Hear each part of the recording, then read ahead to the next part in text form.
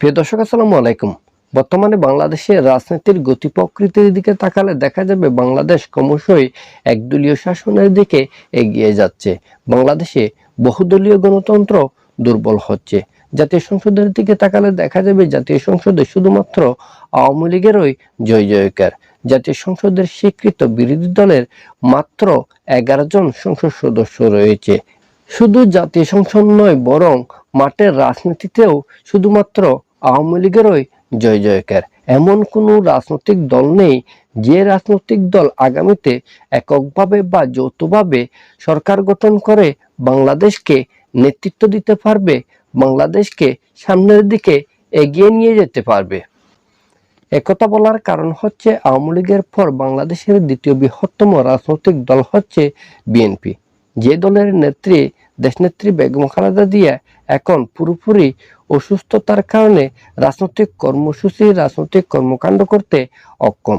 আর বিদেশ থেকে এই দলের নেতৃত্ব দিচ্ছেন জনাব তারেক রহমান। তিনি বিভিন্ন মামলায় ইতিমধ্যে দণ্ডিত হয়েছেন, যা রাজনৈতিক মামলা হলেও তিনি বিতর্কের ঊর্ধ্বে নন।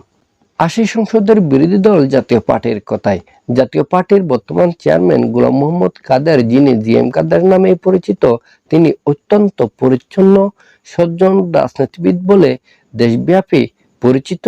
তার গ্রহণযোগ্যতাও রয়েছে। তার গ্রহণযোগ্যতা থাকলেও, তার পরিচিতি থাকলেও ইতিমধ্যে তার দল বিভিন্ন প্রেক্ষাপটে ভাঙ্গাগড়ার মধ্য দিয়ে দুর্বল থেকে দুর্বলতর হয়েছে।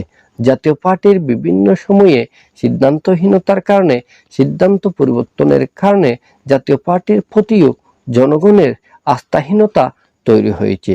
তবে ইদানিং গোলাম মোহাম্মদ কাদের জনগণের আস্থা তৈরি করার জন্য চেষ্টা করছেন। তিনি কতটুকু জাতীয় পার্টিকে আবার পুনরায় জনগণের কাছে নিয়ে যেতে পারবেন, জনগণের আস্থা অর্জন করতে পারবেন, তা প্রশ্ন সাপেক্ষ বিষয়। তা দেখার জন্য আমাদেরকে আরো অনেক দিন অপেক্ষা করতে হবে বলে ধারণা করা যায়। এর বাইরে বাংলাদেশ জামায়াতে ইসলামী অত্যন্ত সংগঠিত একটি রাজনৈতিক দল হলেও বিভিন্ন কর্মকাণ্ডের জন্য এই রাজনৈতিক দলটি রাজনৈতিক ময়দানে বিতর্কিত, বিশেষ করে বাংলাদেশের মুক্তিযুদ্ধ কেন্দ্রিক ইস্যুর জন্য। শুধু তাই নয়, বরং বাংলাদেশের মূলধারার ইসলামপন্থীরা জামাতকে ইসলামী রাজনৈতিক দল বলেই বিবেচনা করে না।